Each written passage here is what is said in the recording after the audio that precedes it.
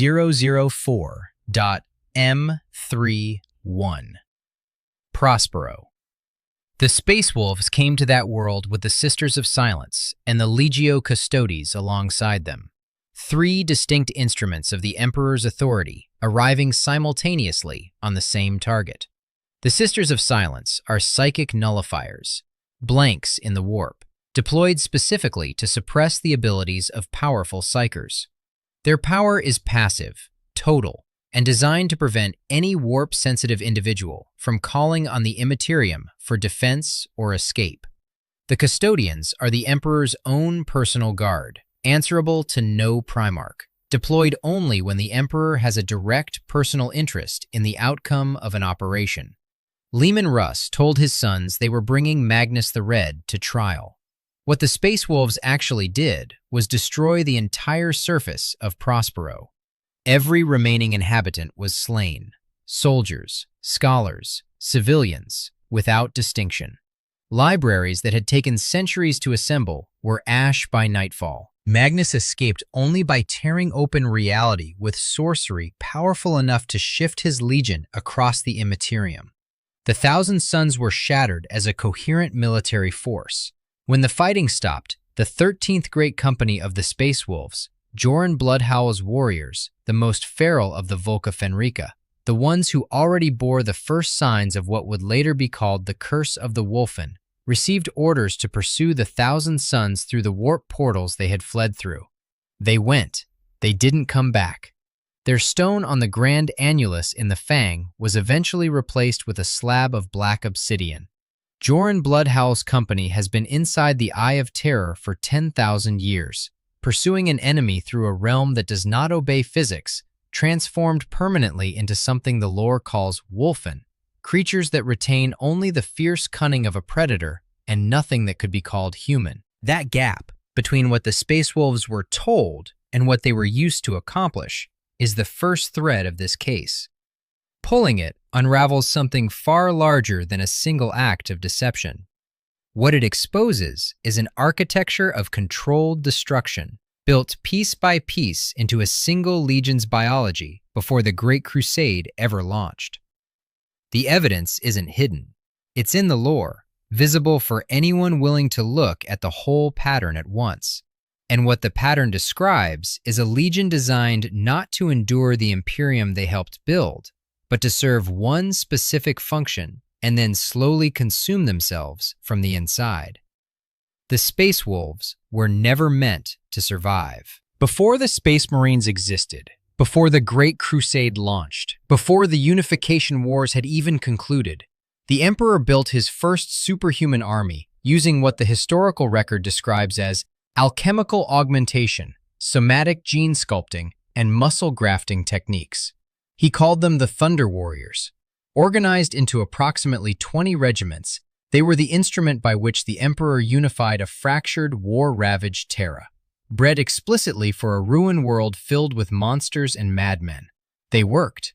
The warlords of the Pan-Pacific Empire fell. The tyrants of Ursh fell. The techno-barbarian factions that had made Terra an abattoir for thousands of years were broken one by one under Thunder Warrior boots. Then the Thunder Warriors started to break apart from the inside. Their genetic template had never been stable. It was a first-generation design, crude compared to what would follow, and the documented failure modes are specific: cellular degeneration, metabolic collapse, mental instability. Warriors died suddenly when their implants rejected. Others lost their minds entirely, going from reliable shock troops to creatures that couldn't respond to orders and couldn't distinguish a command from a threat. The historical record is explicit that by the end of the Unification Wars, the Thunder Warriors were becoming less and less reliable. Their susceptibility to chaos corruption exceeded that of baseline humans at the same scale, a vulnerability that made their growing instability genuinely dangerous, not just tactically inconvenient. The Emperor made a decision. A final deployment was arranged. The remaining Thunder Legions were sent to assault a regime holding Mount Ararat in Anatolia. Imperial records state the enemy was destroyed, They also state that the battle cost the lives of every single Thunder Warrior. No survivors, no retirements, no recognition for the men who unified Terra for the Emperor of mankind. The official narrative presents this as military misfortune. The shape of it suggests something more deliberate.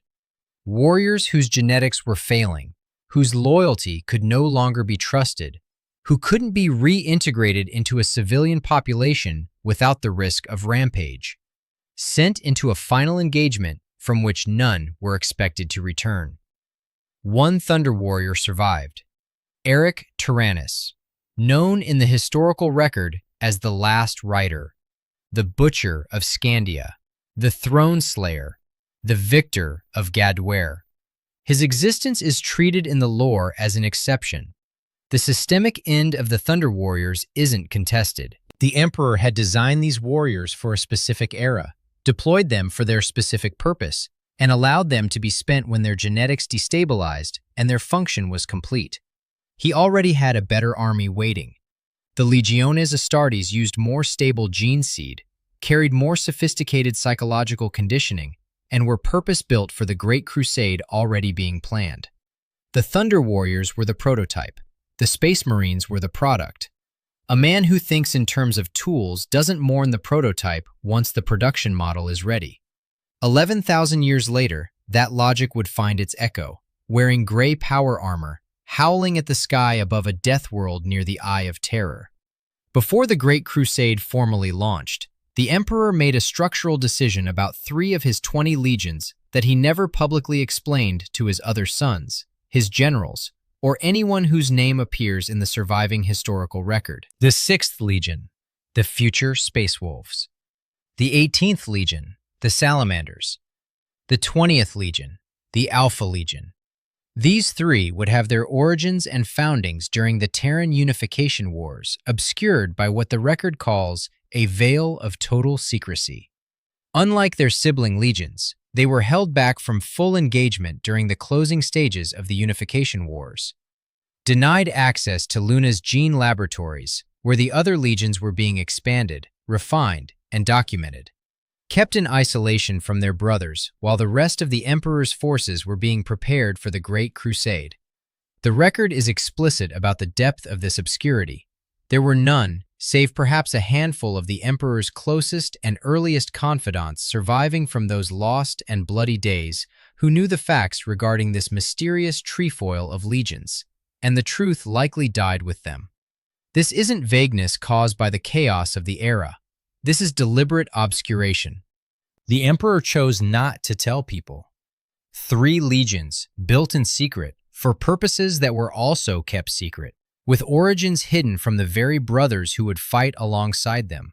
What is documented is the function the Space Wolves served. The historical record is unambiguous. The Vlka Fenryka were deployed throughout the Great Crusade as often to punish those who violated their oaths of service to the Immaterium as to fight those who openly resisted imperial compliance. Long before the Horus Heresy made it familiar, the Space Wolves were killing other Space Marines. In Dan Abnett's Prospero Burns, the nature of the Space Wolves' role is referenced explicitly. They are the Emperor's executioners, the instrument of sanction against the legions themselves.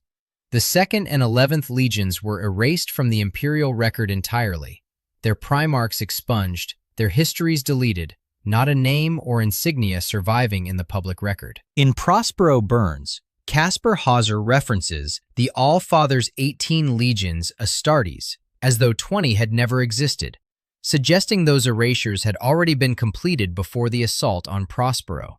Some in-universe accounts propose the Space Wolves carried out those disappearances.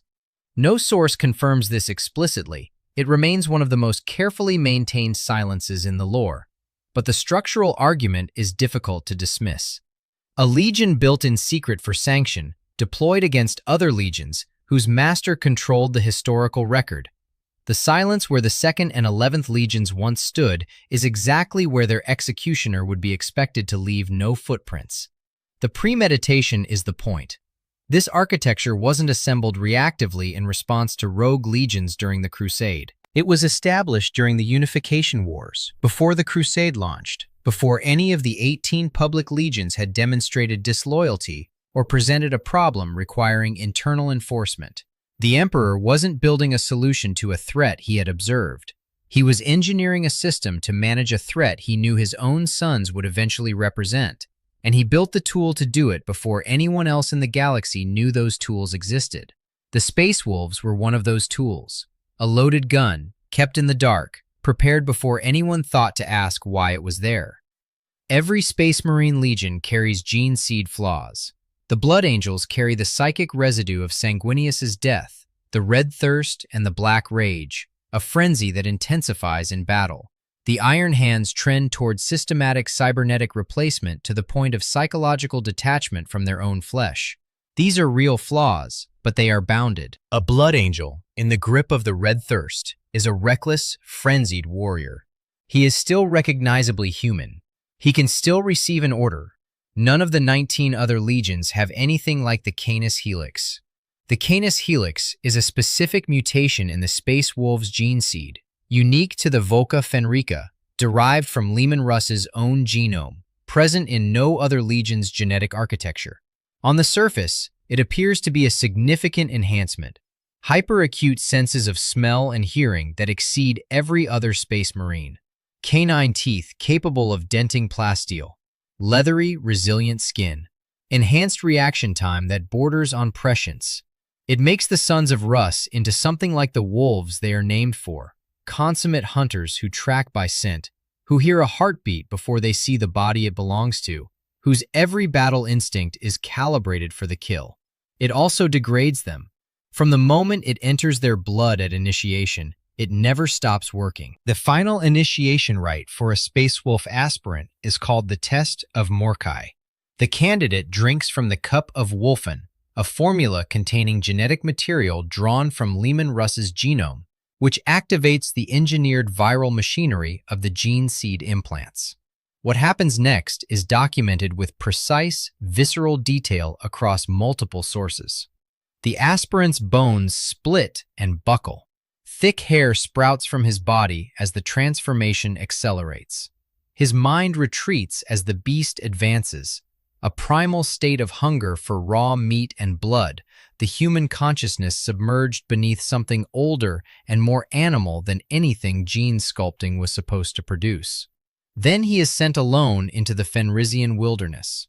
Not when the transformation has stabilized. During it, he walks out of the Fang into a world of sea krakens, drakes, glacial terrain, and a winter capable of killing an unprotected human in minutes. With his body in the middle of remaking itself around the mutation, and his mind fighting to stay above the surface of what the Helix is doing to his instincts. The wolf inside him pulls toward the hunt, toward the dark, toward the deeply satisfying simplicity of the kill. The man inside has to hold that down through nothing but will while his feet carry him back to the fortress. Those who manage it are implanted with the remaining gene seed components, which stabilizes the helix, partially. Those who fail never return. They remain in the wilderness, feral, hunting future aspirants who are going through the same ordeal. The Canis Helix does not stop at initiation. It follows a space wolf for his entire service life. As the warrior ages, the helix continues to express itself. Hair turns gray earlier than any normal aging pattern would produce. Fangs grow progressively longer over decades. Skin thickens. Yellow bleeds into the irises. In some warriors, the eyes go fully yellow. The lore traces the progression with clinical specificity. The first signs appear at least a year before any visible physical change. Subtle escalations in aggression, increasing difficulty distinguishing friend from enemy in the heat of combat, a fraying of the precise instinctual control that separates a space wolf from a berserker. The yellowing of the eyes comes next, the sign wolf priests watch for as the first visible warning. Then the face begins to distort, features pushing forward toward a snout that doesn't belong to a human skull. Skin darkens with fur, hands produce thick, curved talons. The warrior, who was once a battle brother of the Vlka Fenryka, is becoming something else, something the gene seed was steering him toward all along. Partial arrests are possible when wolf priests identify the signs early and the warrior's will holds. Full transformation is permanent. A space wolf who crosses that threshold can't be restored. He retains what the lore describes as the fierce cunning of a predator, spatial intelligence, hunting instinct, tactical awareness, and nothing that could be called humanity. Here's the detail that the entire case depends on. The Wulfen curse isn't chaos corruption. It does not require exposure to the Eye of Terror, contact with warp-tainted weaponry, psychic contamination, or any external source of mutation. Its roots lie in science and genetic engineering. It's a biological mechanism, operating according to rules that belong to the material world rather than the Immaterium. A space wolf who has never seen a demon, who has fought loyally on the Emperor's behalf for 1,000 years, can wake one morning with his eyes turning yellow and the wolf pulling harder at its chains than it did the day before. No chaos required. The mechanism is already inside him. No other legion has this. Blood angels carry the red thirst and black rage, psychic resonances of a dying Primarch, not engineered genetic decay. The gene seed flaws in every other legion are bounded, static, or degenerative only under specific triggering conditions. The Canis Helix is none of those things. It's active, ongoing, and directional, always pushing toward the same endpoint, never retreating, never fully stabilizing. The 13th Great Company is what the Canis Helix looks like at the end of its progression. Jorin Bloodhowl's warriors went into the Eye of Terror pursuing the Thousand Suns after Prospero and never came back. They have been inside that realm for 10,000 years. Every warrior in that company has fully succumbed to the Wulfen transformation, the curse running its complete course in an environment where even time refuses to be reliable. The chapter's Grand Annulus marks their place with a black slab of obsidian, and no great company has used the sign of the Wulfen since the Horus Heresy. The 13th Company is the advertisement for the Canis Helix's final product, a complete formation of permanent Wulfen, incapable of return, endlessly pursuing an enemy through a hell that will never release them. This is the endpoint. This is what the gene sequence was always steering toward. And the first signs of the curse appeared during Russ's own lifetime, among the men of the original 13th Company, before Prospero, before the heresy, before any event that might plausibly explain it as external contamination. The curse was organic, biological, ancient. Jorin Bloodhowl witnessed it and chose to say nothing, not even to his Primarch. The curse was built into the Legion's original genome. It showed up first in the warriors closest to Russ. Neither the Wolf Priests nor the Rune Priests could explain where it came from. The Canis Helix would remain a Legion internal problem if the Space Wolves could expand. Every other first founding Legion divided into successors during the second founding after the heresy, multiplying into dynasties that populate the modern Imperium. The Ultramarines alone spawned hundreds of successor chapters. Almost every Legion that survived the heresy has successors ranging across the galaxy, genetic insurance against the loss of any single force. The Space Wolves tried once.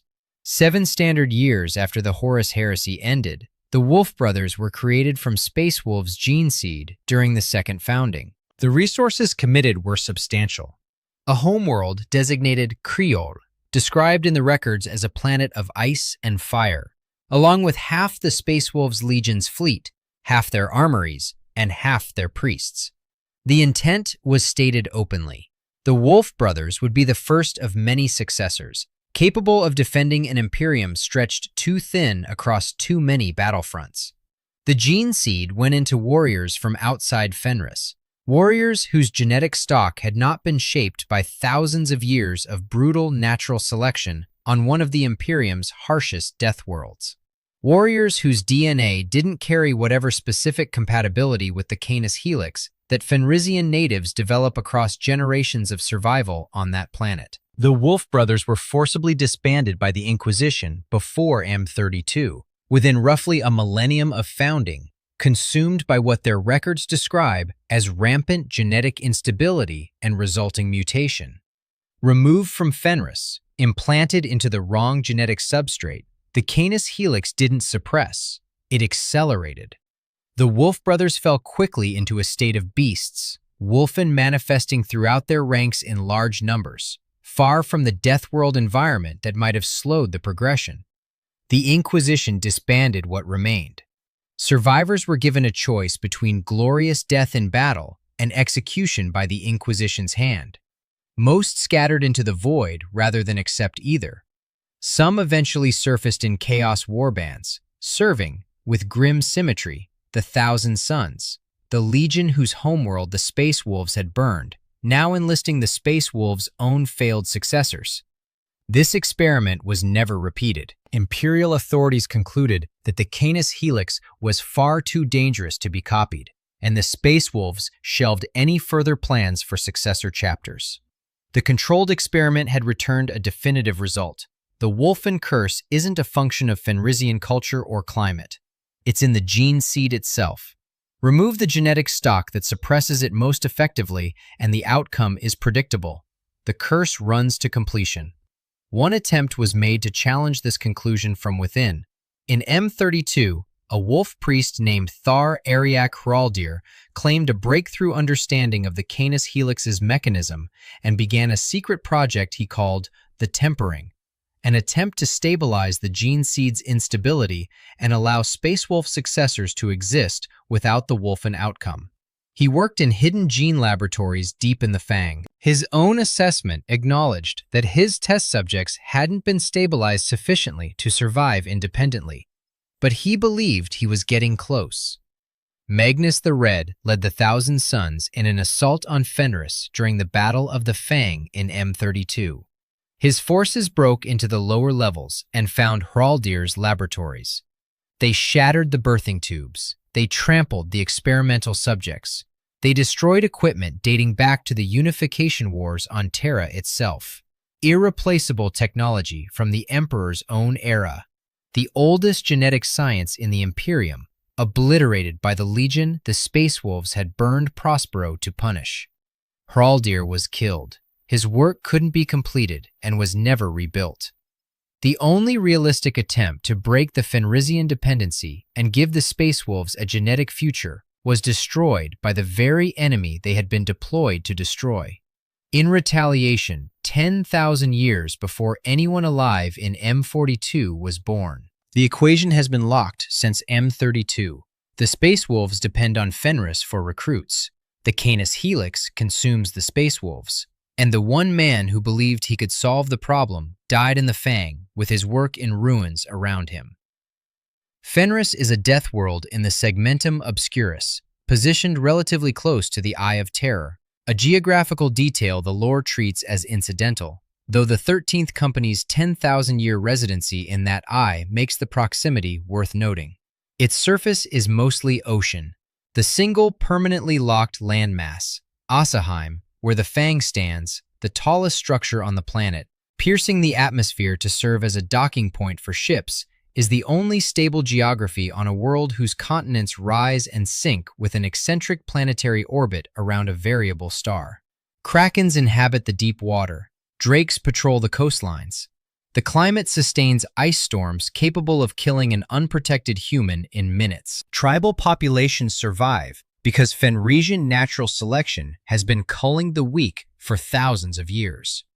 The 6th Legion was historically small, and the recruitment record indicates this was always the case. The difficulty in finding suitable aspirants meant the Legion needed extra preparation time even during its earliest campaigns. Every Space Wolf must come from these tribes. The compatibility between Fenrisian native genetics and the Canis helix appears to be the product of thousands of years of environmental pressure producing a specific kind of human body, one that can accept the mutation without immediately collapsing into the Wulfen transformation. Before Russ was found on Fenris, the early Terran-born members of the 6th Legion showed significant instability with the gene seed. After sustained Fenrisian recruitment, the transformation rate stabilized enough for the Legion to function. The Legion is a bucket.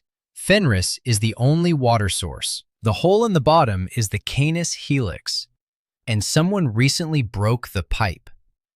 In the closing years of the 41st millennium, Magnus the Red led the Thousand Sons in a direct assault on the Fenris system, explicitly framed in-universe as a ritual reprisal for what the Vlka Fenryka did to Prospero 10 millennia earlier.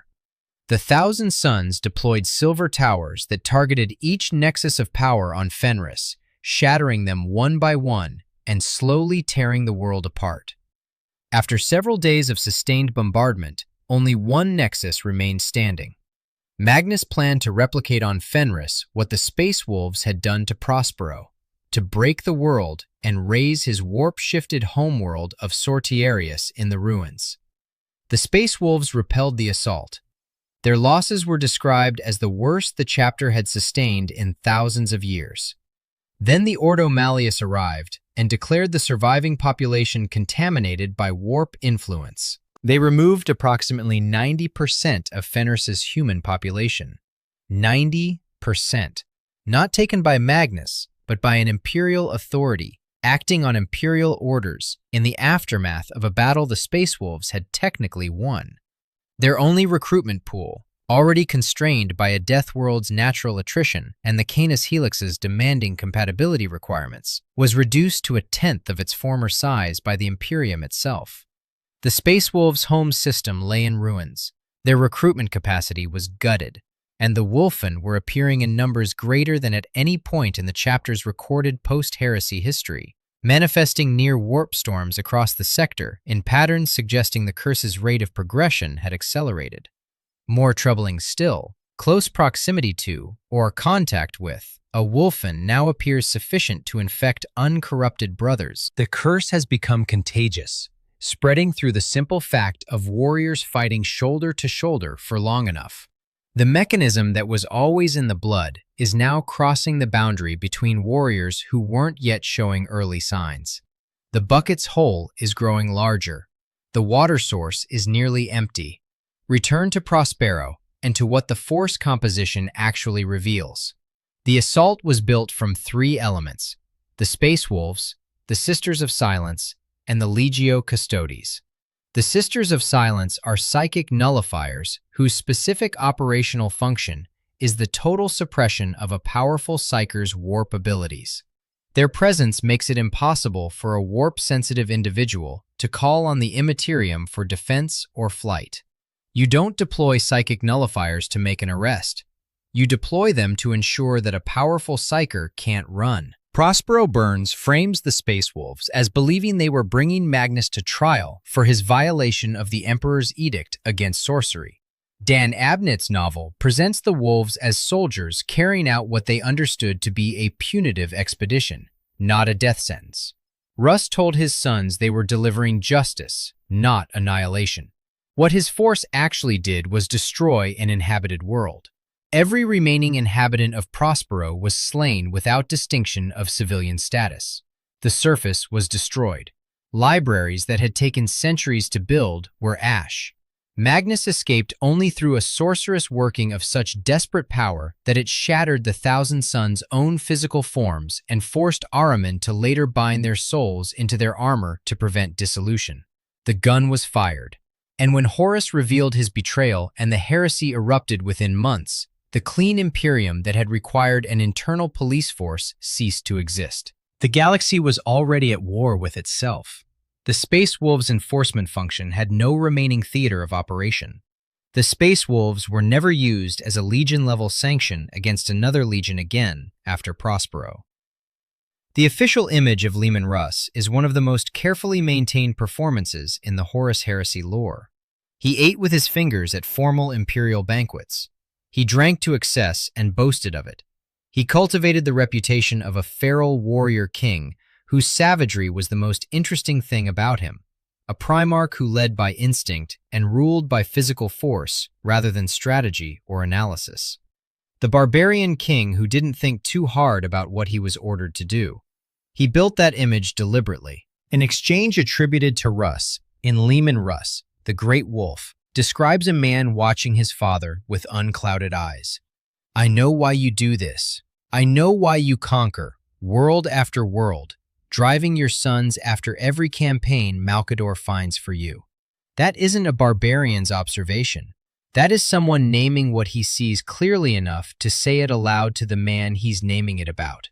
Whether he applied that same clarity to his own legion's place in the architecture is the question the canon refuses to answer directly, and the refusal feels deliberate. What the lore confirms is this.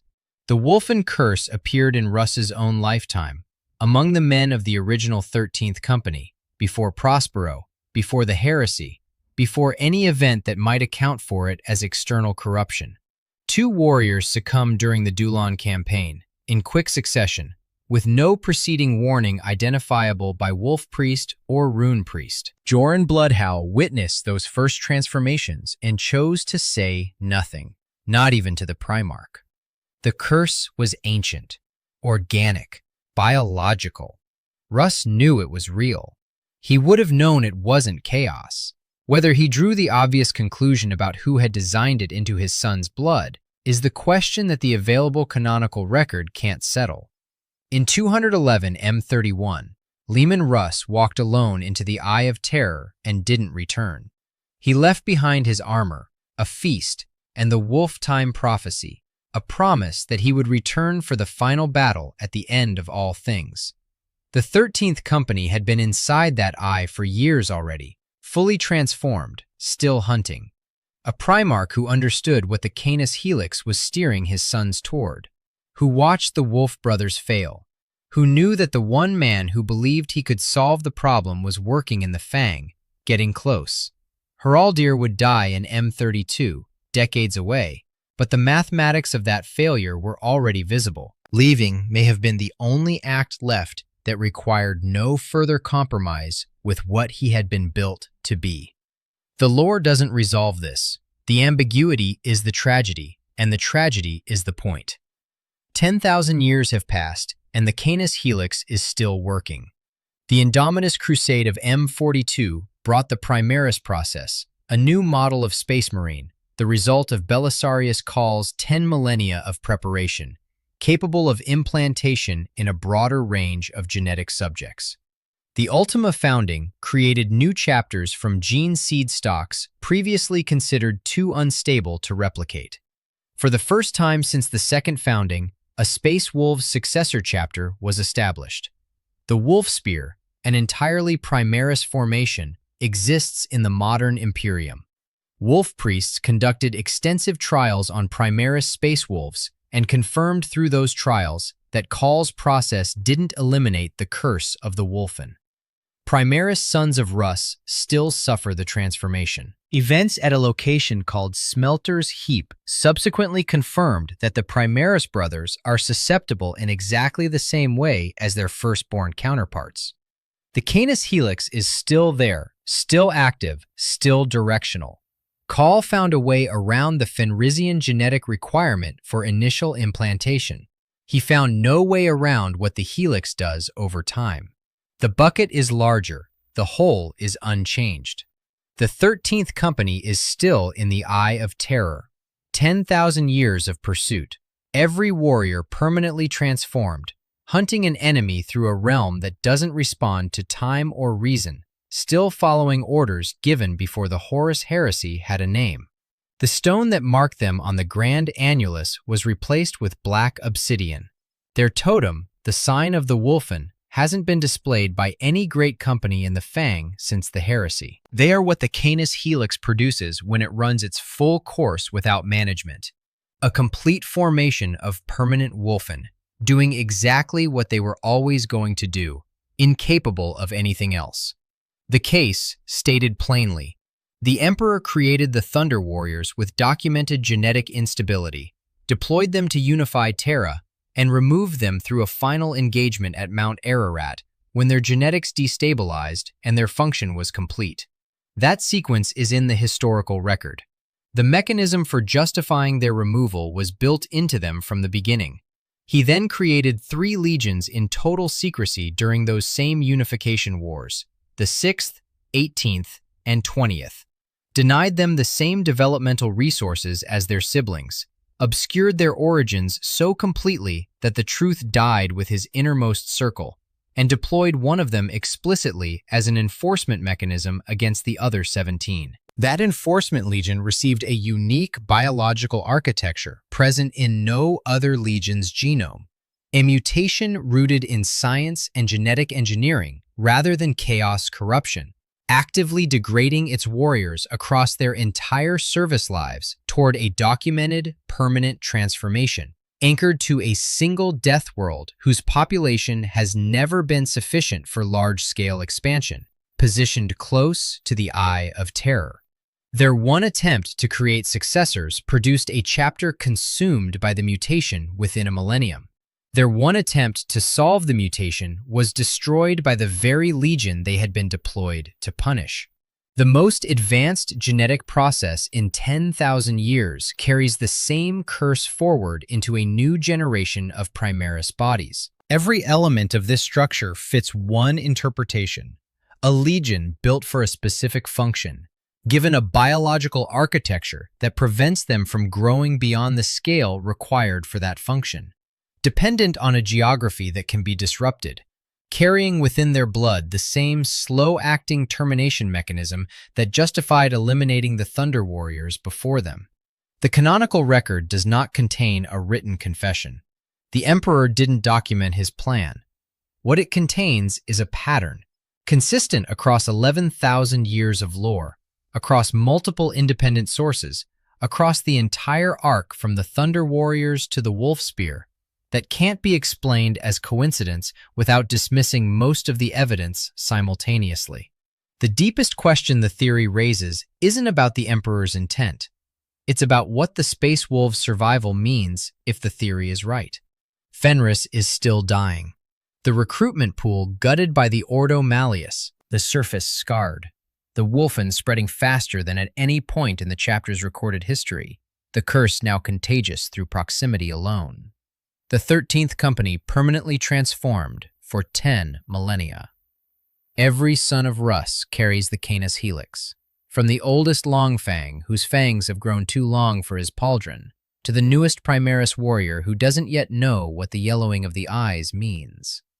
If the Emperor designed their extinction into their bones, and the evidence suggests he had both the historical precedent and the architectural control to do exactly that, then the Space Wolves surviving for 10,000 years against that design is either the most defiant act in the Imperium's history or something colder, a weapon that hasn't finished firing yet.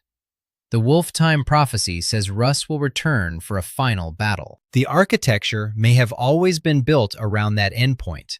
A legion kept burning just long enough for one last use, loyal to a man who designed their end and trusted them not to see it until there was nothing left to do about it.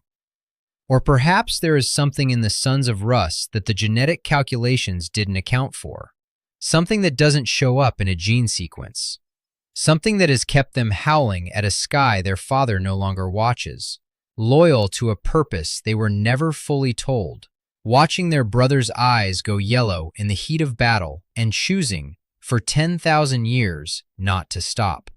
Whether that's defiance or the final stage of a designed mechanism is the question the lore leaves open. The Vlka Fenryka are still out there, still bleeding, still becoming what the Emperor built them to become. Subscribe for more stories like this.